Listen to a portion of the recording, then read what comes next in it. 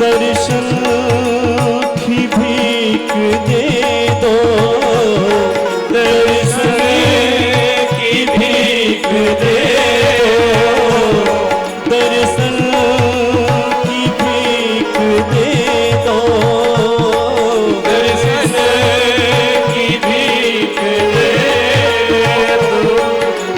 नैना है बाबरे जीवन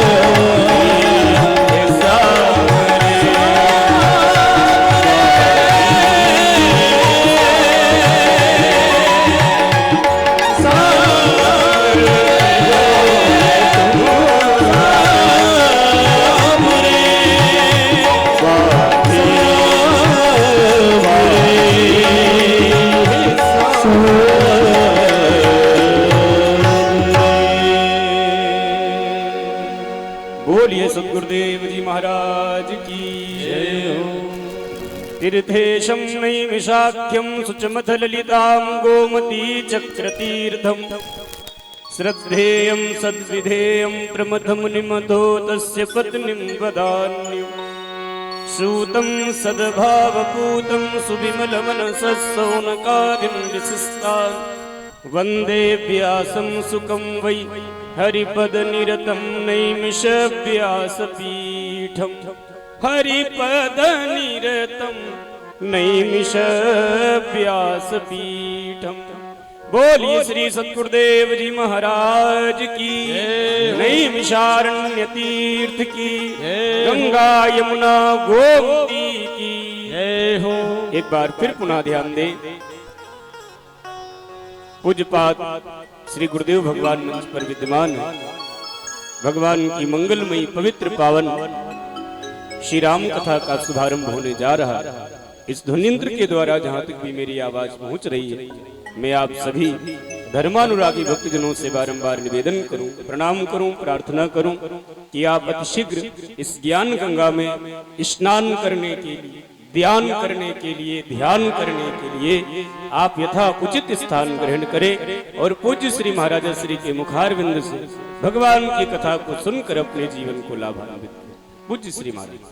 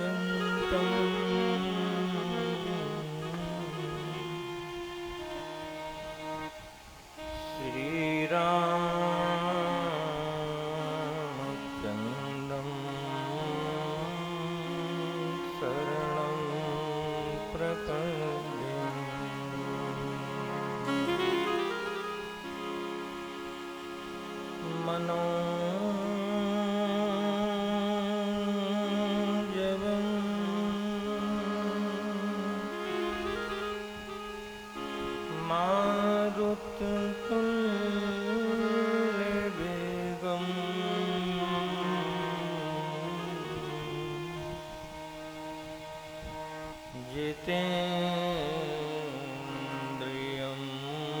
बुद्धिमतां वरिष्ठम्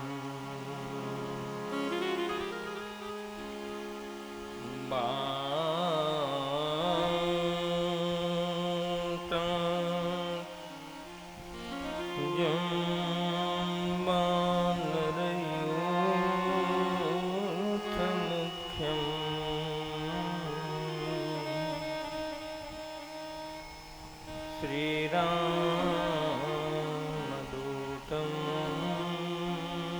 शरणं प्रपद्ये। बोलिए सद्गुरुदेव भगवान की जय हो। हनुमंत लाल की जय हो।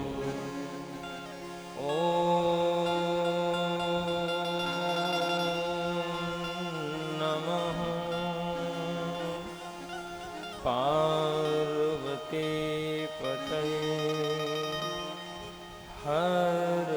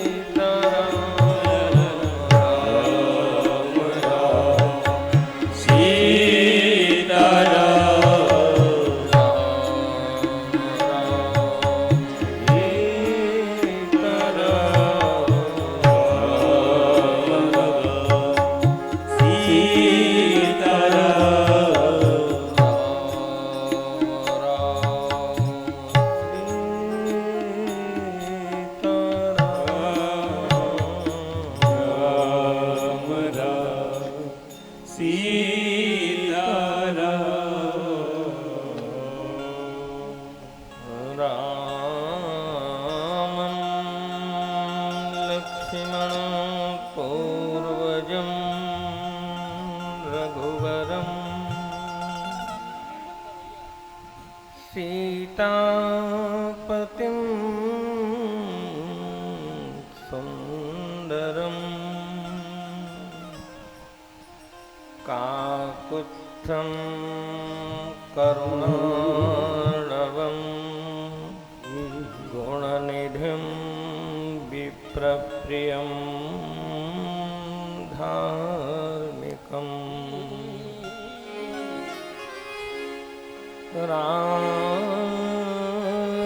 राजेन्द्रं सत्यसन्धं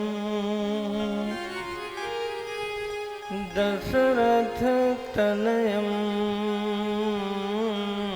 श्यामलं शान्तमूर्तिं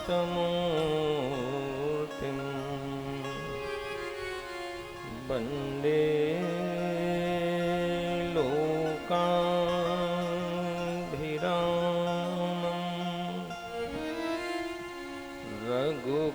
रघुकुलतिलकं रावणं रावणात्मनं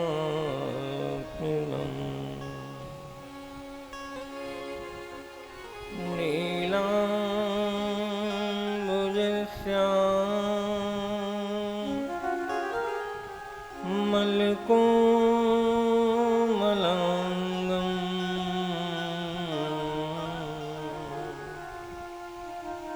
सीता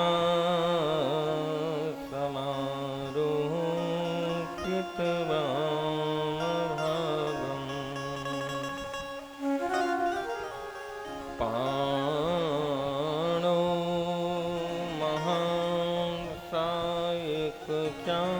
महासायकचारु चापम् नमामि रामं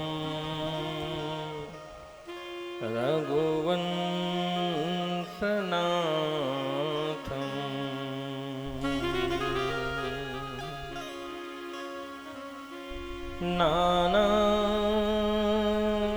नानाप्रहार रघुपते हृदय स्मदीये सत्यं वदामि च भवान्खिलान्तरात्मा भक्तिं प्रयच्छ रघुपुङ्गव निर्भरा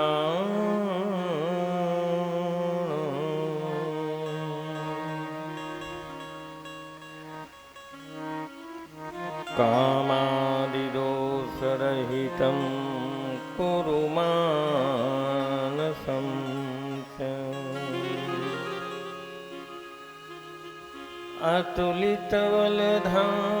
अतुलितबलधामं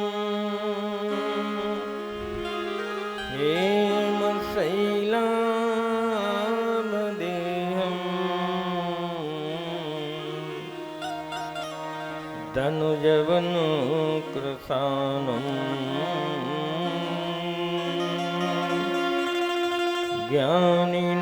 ज्ञानिनामग्रगण्यं सकलगुणनिधानं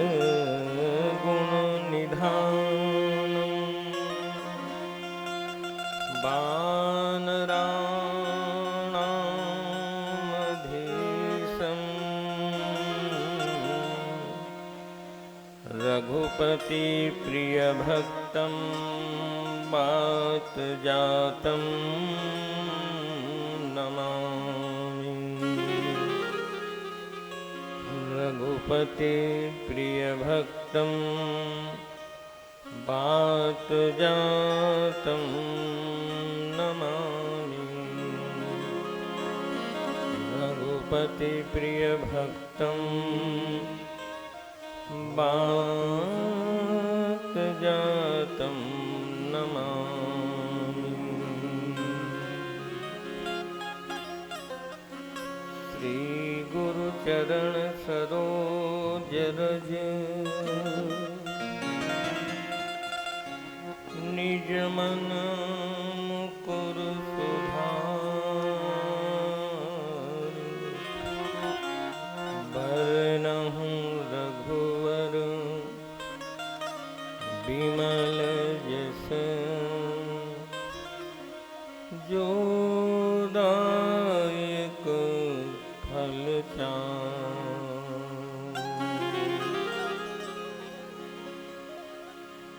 मंगल भवन अमंगल हारी मंगल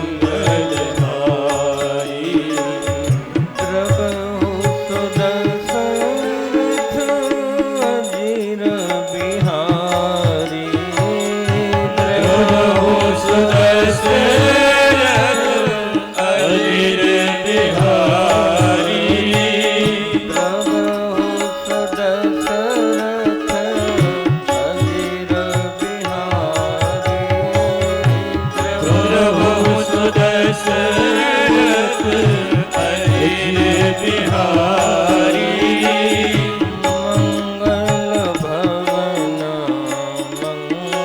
मंगलहारी मंगल भवन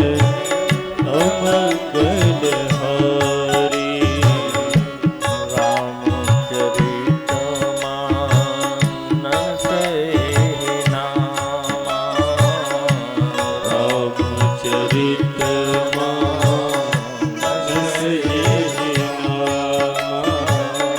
सुनत श्रवण पाई विश्रामा सुनत श्रवण पाई विश्रामा मन करि विषय अनल बन जरई मन कर विषय अनल कर चरई होय सुखी जो यही सर पर होय सुखी जो ईश्वर रामचरित मानस मुनि भावन रामचरित मानस ये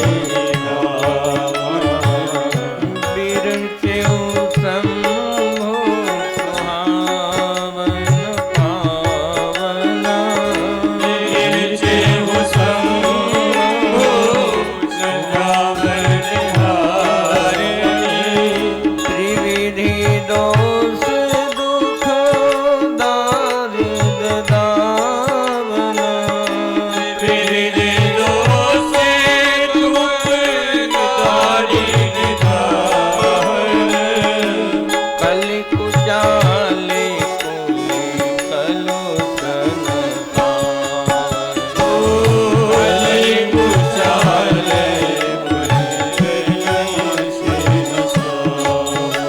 रचि महेश मानस निराखो रचि महेश मानस रचि महेश निज मानस राखा रचि महेश निज मानस राखा पाई तो समय सिंहासन भाखा पाई सुसमय शिवासन भाषा ताते रामचरित मानस बरता आते रामचरित मानस दर्यो नाम हेरि हर सिहर हरिओ नाम हीरे हर से हरे दर्यो नाम हेरि हर हरि हरिओ नाम हीरे हर से हरे अहं कथा सोई सुखद सुहाई कहूँ कथा सुनी सुखद सुहाई कहूँ कथा सोई सुखद सुहाई कहूँ कथा सोई सुखद सुहाई सादर सुनहु सुजन मन लाई सादर सुनहु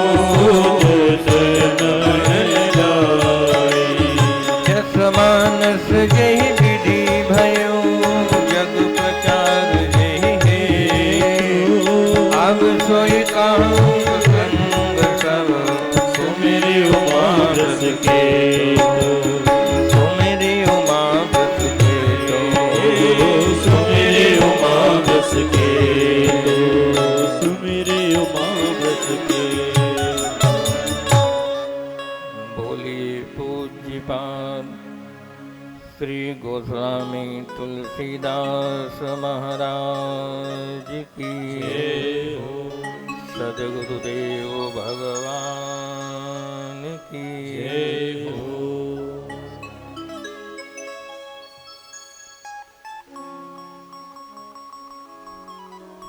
श्री हरिम परमानंदम उपदेष्टारम लोक व्यापकम। हरि के पावन दिव्य चरण कमलों में प्रणाम करते हुए प्रसंग विशेष पर पूजित आवाहित रामभद्र मंचस्थ साधु समाज वैदिक मंडल कथा पंडाल में उपस्थित सभी श्रोता महानुभाव सबके हृदय में विराजमान राम राघवेंद्र सरकार को प्रणाम। हम लोग बड़े ही सौभाग्यशाली हैं जो देव स्थापन भगवान के पावन स्थापन अवसर पर और महावीर के पावन सानिध्य में ये रामचरितमानस की कथा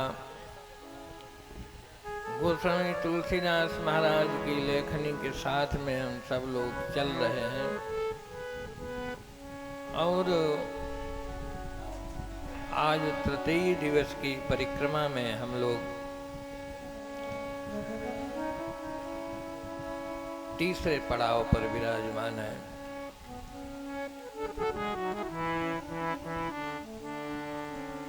ये मानव शरीर या देवियों का शरीर, इसको भोगायतन कहा है। भोगायतन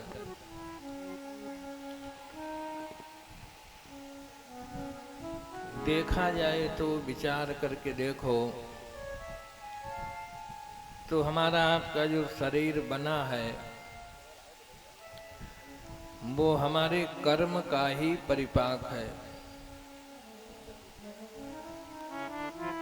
कर्म का ही परिपाक। हम जो चाहे वो देह नहीं ले सकते। 84 लाख योनियों में मन चाहे शरीर नहीं ले सकते, नहीं जा सकते। जैसा कर्म का परिपाक होता है वैसा शरीर होता है। माता पिता की शुद्धि, वंश शुद्धि और खुद के संस्कारों की शुद्धि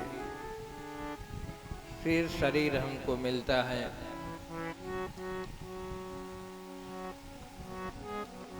हम जो पाप कर्म करते हैं अथवा पुण्य कर्म करते हैं, पाप पाप सब कहते हैं। पाप को देखा है, पुण्य को देखा है। पाप जब साकार होता है तो शरीर बन के आता है, पुण्य साकार होती है तब भी शरीर बन के आता है। आपका सत्कर्म जब बलिष्ठ होगा तो आपके घर में ही बेटा या बेटी बन के आएगा।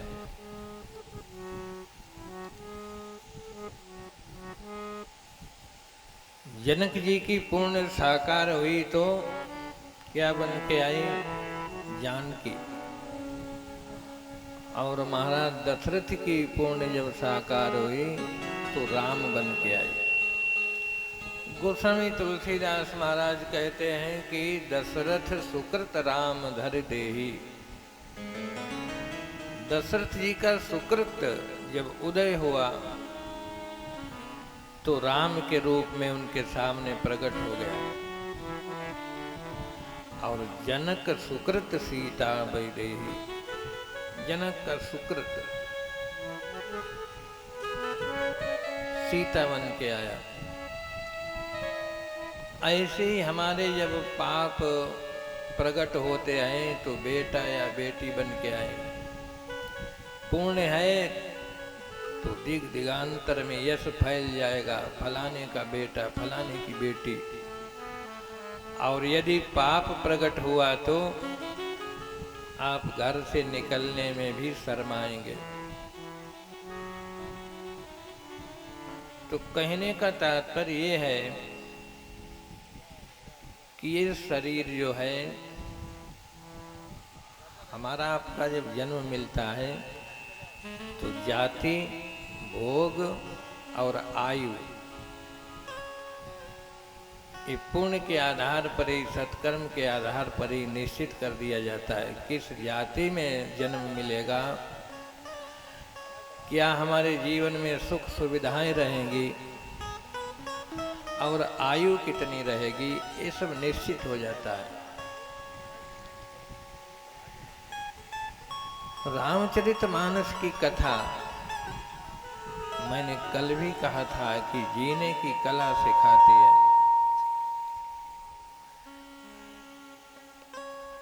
हम लोग प्रातः काल उठते हैं, संसार के साधनों के लिए, संसार की सुख सुविधाओं के लिए भाग पड़ते हैं, कितना बटोरते हैं, कितना इकट्ठा करते हैं। जीविका की तरफ हम बहुत दौड़ रहे, लेकिन जीवन का कोई ध्यान नहीं। जीवन ही हाथ से निकल जाए तो जीविका कौन भोगेगा। जीवन की कला सिखाते हैं रामचरितमानस। हमारे ऋषि मुनियों ने जीवन की कला सिखाई। और एक महापुरुष तो बहुत अच्छी बात कहते थे। कुछ संत ऐसे होते हैं जो सूत्रात्मक बात करते हैं, कुछ मंत्रात्मक और कुछ व्यासात्मक, व्यास शैली में बड़ी लंबी चौड़ी। तो वो संत एक सूत्र देते थे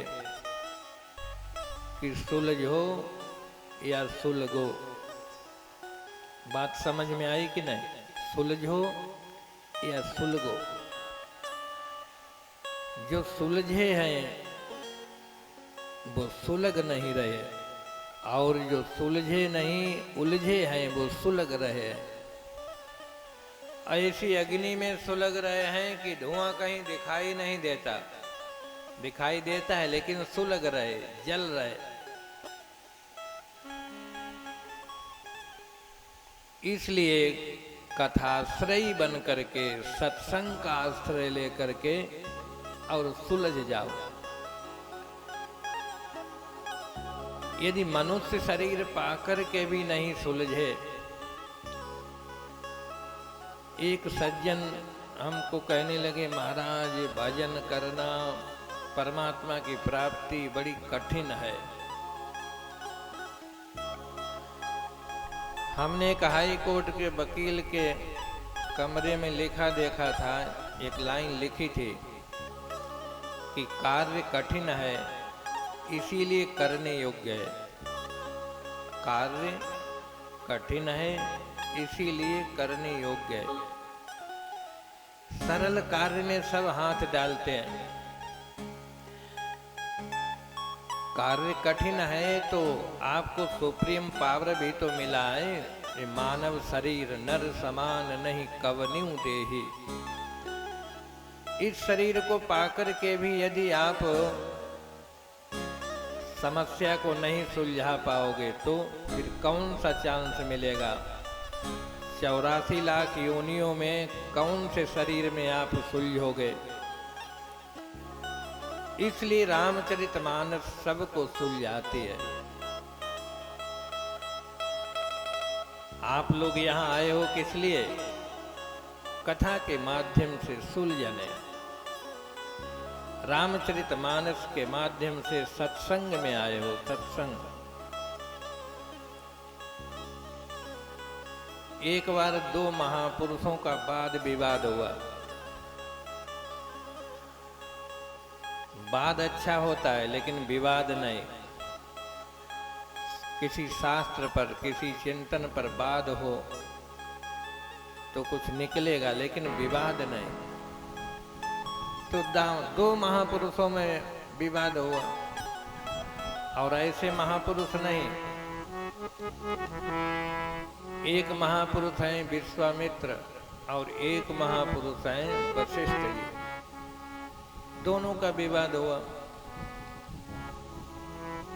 विश्वामित्र कहते थे कि तप बड़ा है, वशिष्ठ जी कहते थे सत्संग बड़ा है।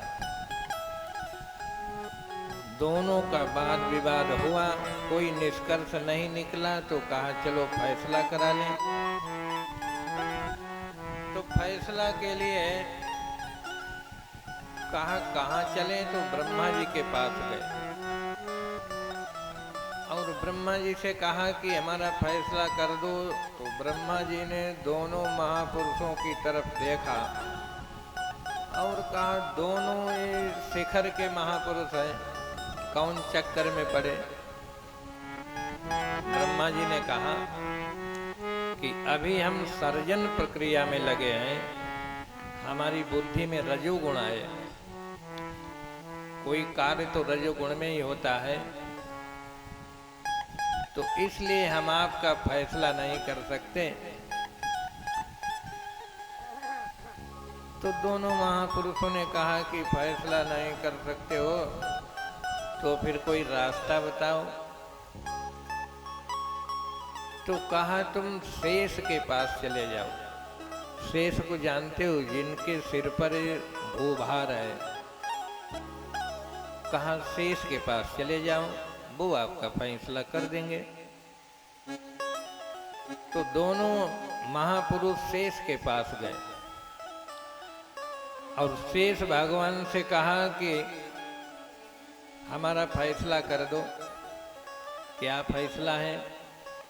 कहा हम कहते हैं कि सत्संग बड़ा है, ये कहते हैं कि तप बड़ा है, तप।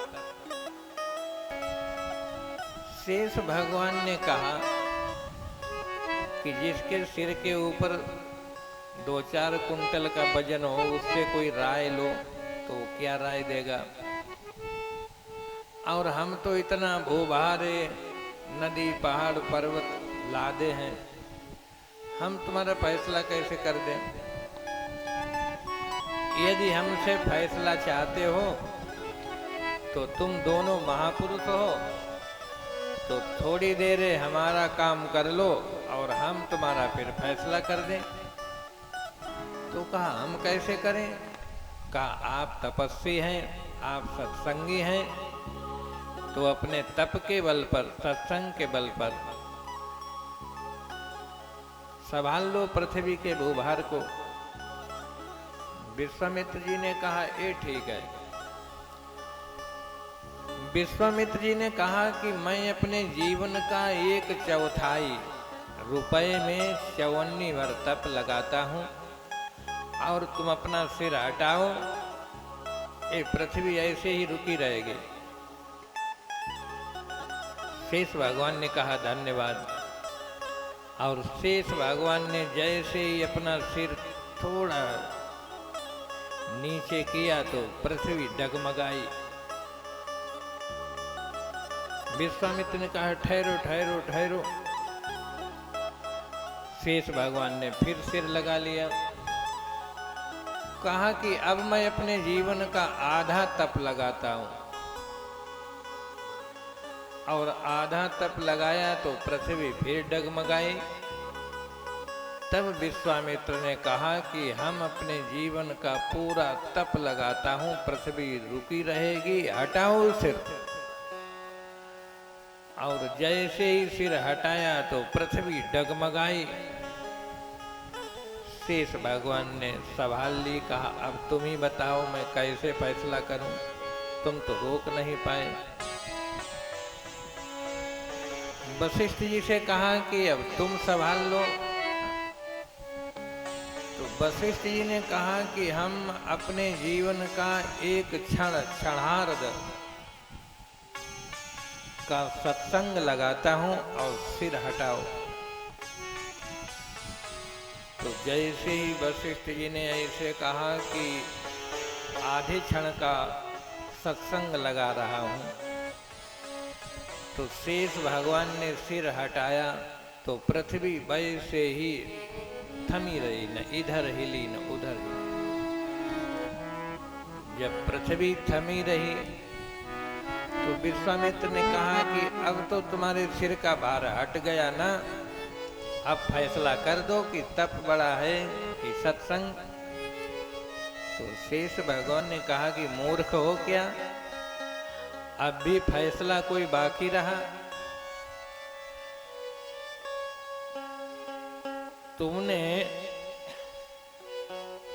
अपने पूरे जीवन का तप लगा दिया, पृथ्वी को रोक नहीं पाए। और वशिष्ठ जी ने एक क्षण का सत्संग लगाया, पृथ्वी रुकी है, और अब भी पूछते हो कि फैसला कर दो। तभी लिखा गया, तात स्वर्ग अपवर्ग सुख धैर्य तुला एक अंग तुलनताई सकल मिली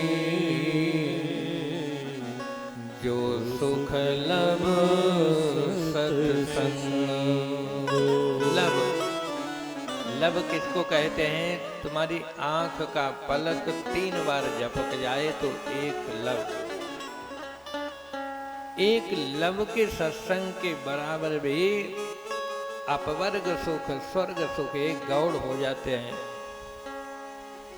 कहने का तात्पर्य है कि सत्संग जीव को सुलझाता है।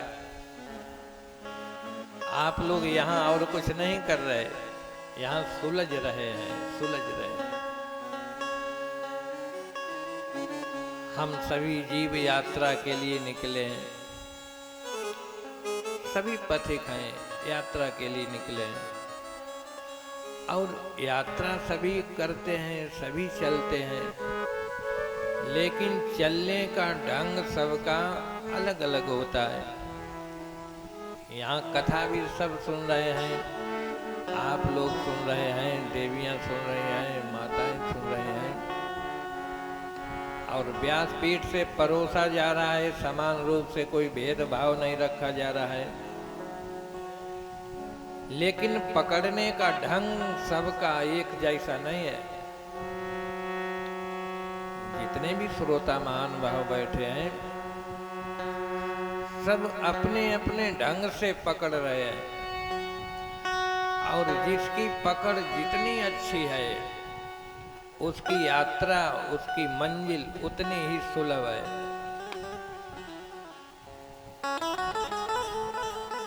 एक सज्जन हमको पूछे कि महाराज हम भजन तो बहुत करते हैं, स्वाध्याय करते हैं, भगवान कब मिलेंगे?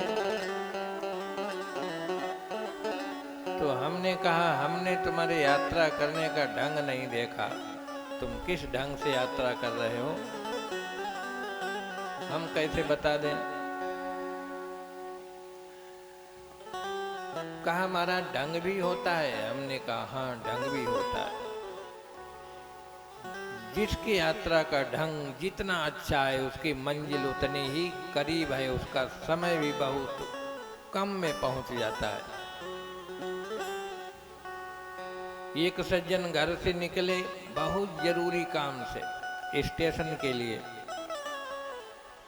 और रास्ते में एक सज्जन मिले। कहा भैया बताना कि स्टेशन तक कितना समय लगेगा, कितने समय में पहुंच जाएंगे? तो वो बोला ही नहीं। फिर उसने कहा भैया बहुत जरूरी काम है, बताओ कितना समय लगेगा? वो बोला ही नहीं। और तीसरी बार उसने पूछा, नहीं बोला तो कस के भागा। तब उसने कहा सुनिए सुनिए सुनिए। कहा क्या सुने? पूछा तब तो बताया नहीं, बताओ। कहा आपको स्टेशन तक मात्र 5 मिनट लगेंगे, 5। कहा पहले क्यों नहीं बताया? कहा पहले मैंने तुम्हारी स्पीड नहीं देखी थी, तुम्हारा ढंग नहीं देखा था, कैसे जाओगे। अब मैंने देख लिया 5 मिनट। तो चलने का तरीका सबका अलग अलग होता है, ढंग सबका अलग अलग होता है। जिसका ढंग जितना अच्छा है उसकी मंजिल भी उतनी ही करीब है। लेकिन ढंग कैसा हो, मनमाने ढंग से नहीं।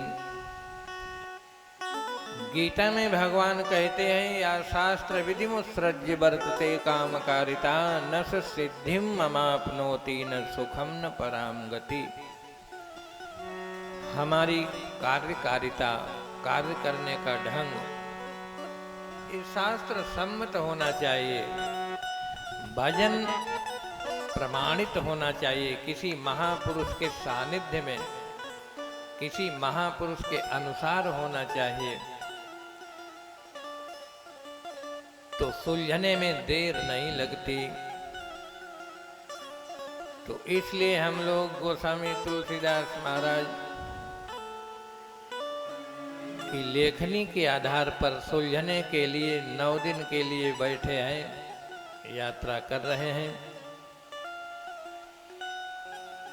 इस शरीर को पा करके, ये शरीर अन्य किसी के लिए मिला ही नहीं, इसका मुख्य उद्देश्य है भगवत दर्शन।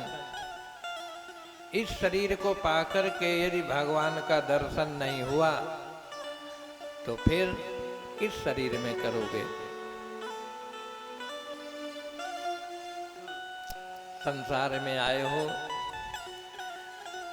गृहस्थ आश्रम में जाओ, विवाह करो, अच्छी बात है। लेकिन गृहस्थ आश्रम में कब तक रहो? ये शास्त्र कहता है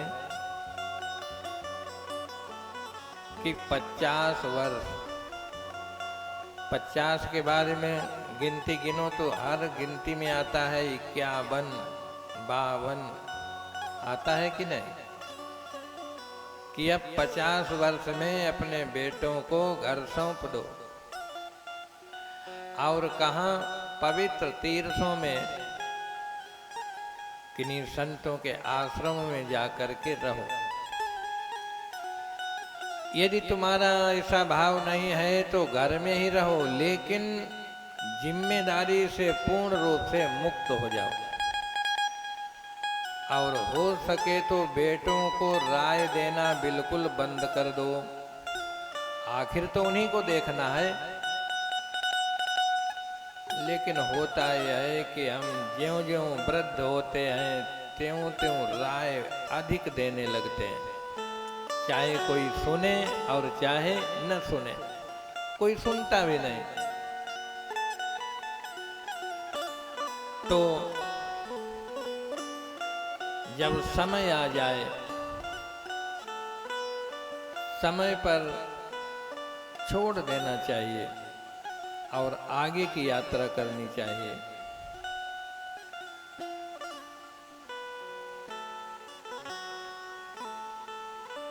ये आसक्ति जो हो जाती है, आसक्ति क्यों होती है कि हमारा जीवन शास्त्र सम्मत नहीं रहा। गृहस्थ आश्रम सबसे बड़ा आश्रम है। गृहस्थ से ही संत, ऋषि, मुनि, योगेंद्र, मुनीन्द्र, अमलात्मा, महात्मा सब कहाँ से निकलते हैं? गृहस्थों के यहाँ से ही। और गृहस्थों के यहाँ से ही बड़े बड़े आतंकवादी भी निकलते हैं। गृहस्थ जीवन में यदि जीवन हमारा न्याय पूर्वक है, मर्यादित है, तो समय आने पर हमको वैराग्य हो जाएगा, ये पहचान है। और आयु बढ़ती जाए लेकिन विरति होती ही नहीं, वैराग्य होता ही नहीं, चिपकन जाती ही नहीं, तो समझ लो हमारा जीवन कहीं से लीकेज रहा। धर्म का फल ही है विरति। धर्म का फल क्या है? आप कहें कि धर्म का फल रुपया, पैसा, रिद्धि, सिद्धि, समृद्धि, ये धर्म का फल नहीं, ये तो धर्म की छाया से मिल जाता है। यदि आप धर्म पालक हैं, धर्म का आदर करने वाले हैं, तो ये रिद्धि सिद्धि समृद्धि पद प्रतिष्ठा ये तो उसकी छाया से मिलेगी।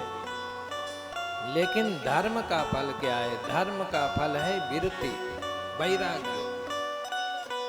यदि आपका जीवन धर्म पूर्वक है, सत्य निष्ठ हैं आप, मर्यादा से जीवन आपने बिताया है, तो समय आने पर आपको घर से वैराग्य हो जाएगा। धर्म वैराग्य देता है। गोस्वामी तुलसीदास भी लिखते हैं, धर्म से विरति योग से ज्ञान, ज्ञान मोक्ष प्रद वेद बखाना। ज्ञान मोक्ष वेद बखाना। धर्म से विरति योग से ज्ञान, धर्म से विरति योग से ज्ञान मोक्ष प्रद वेद बखाना। ज्ञान मोक्ष प्रद वेद बखाना। धर्म से विरति। देखो,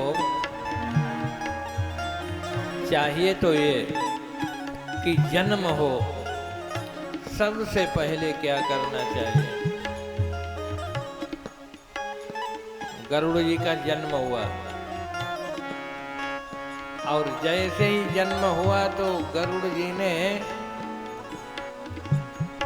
सीधा झपट्टा मारा स्वर्ग में अमृत के लिए। और गरुड़ जी जब पहुंचे स्वर्ग में तो देवता घबरा गए, ये कौन है जिसने पैदा होते ही अमृत पर नजर डाली? गरुड़ जी जैसे ही स्वर्ग पहुंचे तो अमृत का कलश उठा लिया। 33 करोड़ देवताओं ने अस्त्र शस्त्र उठा लिए, घमासान युद्ध हुआ। गरुड़ जी ने अपने पांखों से सभी देवताओं को कई योजन फेंक दिया और अमृत कलश लेकर के चल दिए। रास्ते में गरुड़ जी को भूख लगी, क्या खाएं? तो एक हाथी देखा तो हाथी को पकड़ लिया, अपनी चांच से दबा लिया, हाथी को लेकर के उड़े। कोई आधार मिले तब खाएं। तो एक बहुत विशाल वटवृक्ष देखा जिसकी शाखाएं कुंड बड़ी बड़ी कई योजन तक फैले थे। तो गरुड़ जी ने विचार किया कि इसकी शाखा पर बैठ जाएं और आहार कर ले। तो जैसे ही उसकी शाखा पर बैठे तो बड़े जोर की आवाज जर जर हुई। तो उसके नीचे बालखिल ऋषि बैठे थे, तप कर रहे थे। जैसे ही वो गुद्दा बट वृक्ष का बड़े जोर से चटका, फटने को गिरने को हुआ।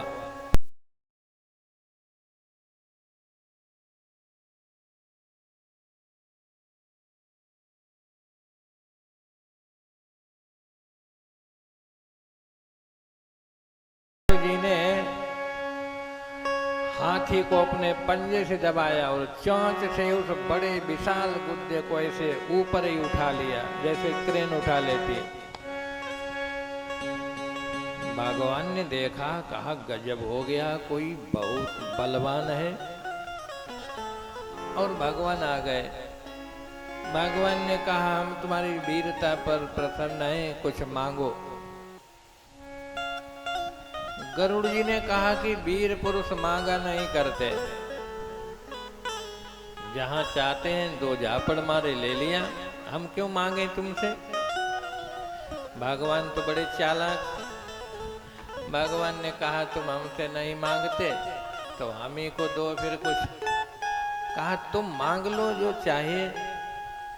तो भगवान ने कहा फिर तुम हमारे वाहन बन जाओ। और गरुड़ जी नारायण के वाहन बन गए। ये कथा मैंने आपको इसलिए सुनाई कि पैदा होते ही अमृत के लिए झपट्टा। अमृत क्या है? ये जो आत्म तत्व है, ब्रह्म ज्ञान है, ब्रह्म निष्ठा है, आत्मा का परिज्ञान है, इसकी प्राप्ति के लिए पहले झपट्टा मारना चाहिए। क्योंकि इसके बिना कोई बात बनने वाली नहीं, चाहे जन्म पर जन्म सिरा जाए, लेकिन जब तक भगवान की शरणागति नहीं होगी, भगवान से संबंध नहीं जुड़ेगा, तब तक बात बनने वाली नहीं है। गोस्वामी तुलसीदास महाराज लिखते हैं, तरहीन नर मम से स्वामी, तरहीन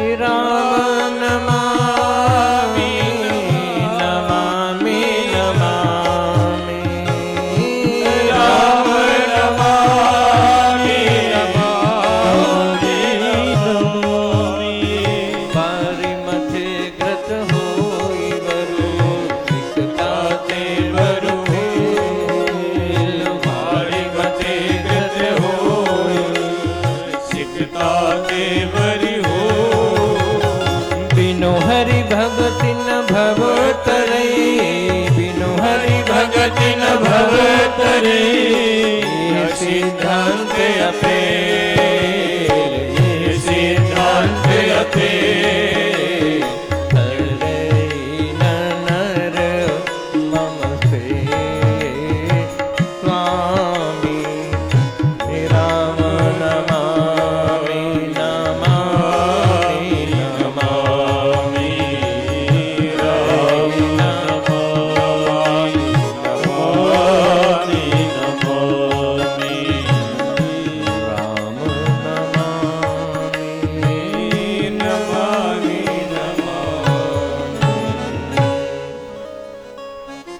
जब तक परमात्मा की शरणागति हम नहीं लेंगे तब तक कोई बात बनने वाली नहीं है। इसलिए बुद्धिमानों की बुद्धिमानी, चतुराइयों की चतुरता इसी में है कि वो इन किन प्रकारेण सब कार्य करते हुए और भगवान से अपना संबंध जोड़ लें, भगवान से अपना कोई रिश्ता बना लें। भगवान तो आप लोगों को कुरुक्षेत्र के मैदान में भी नहीं भूलते हैं। भगवान कहते हैं मवई वांसो जीवलोके जीव भूता सनातन।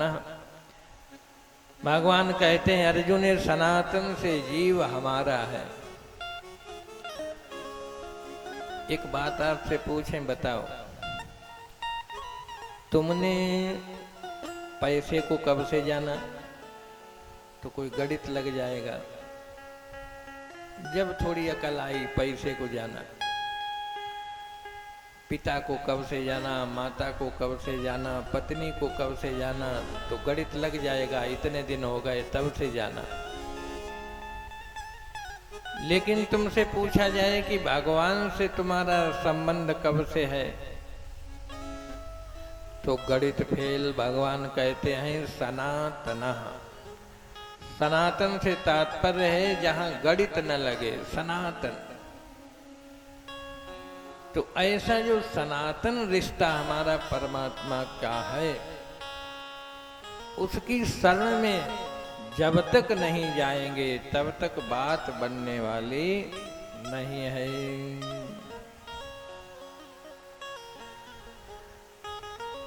बात समझ में आती है कि नहीं? कथा तो आप लोग जानते ही हो, रामलीला हर साल होती है, राम कथा तो इतनी प्रचलित है, सब बच्चे भी जानते हैं। लेकिन हम आपको राम कथा भी सुनाएंगे और आपसे बातें भी करेंगे। ये कथा नहीं सुना रहे, आपसे बातें कर रहे। क्यों कर रहे? आप पूछ सकते हैं कि ये बातें क्यों कर रहे? तो इसलिए कर रहे हैं कि नारद देख्यो बिकल जयंता। नारद देख्यो बिकल जयंता। नारद देख्यो बिकल जयंता। नारद देख्यो बिकल जयंता।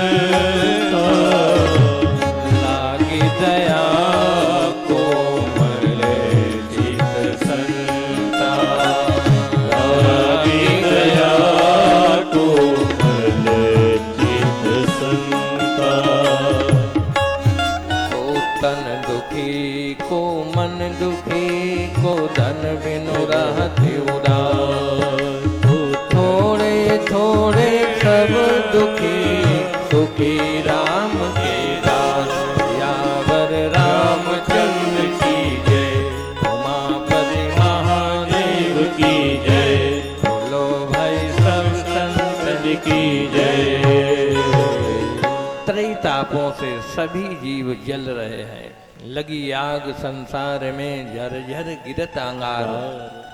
जो ना होते संत जन तो जरि जातो संसार।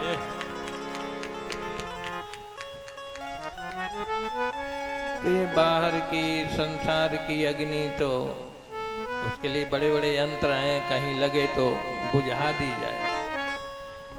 लेकिन जब हृदय में अग्नि लगती है, मन में अग्नि लगती है, उसको संत ही बुझा सकते हैं और किसी की सामर्थ्य नहीं है। तो इसलिए हम आपको बता रहे थे कि गृहस्थ आश्रम में रहो, शादी करो, प्रजोत्पत्ति करो, बच्चे पैदा करो, ठीक है, लेकिन ये ध्यान रहे कि हम आए किस लिए हैं। ये ध्यान है कि नहीं? आए हो तुम कहाँ से, जाओगे तुम कहाँ। आए